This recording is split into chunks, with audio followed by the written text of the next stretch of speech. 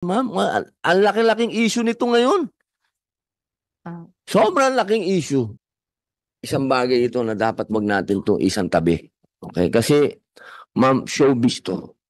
Ma'am, kasi talagang, ano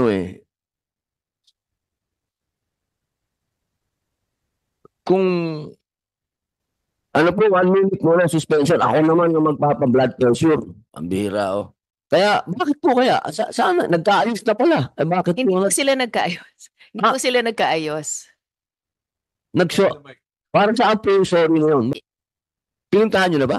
With due respect, Your Honor, na-serve na po namin yung subpoena, kaya inaimbitahan na po namin sila. Dumating na po ba?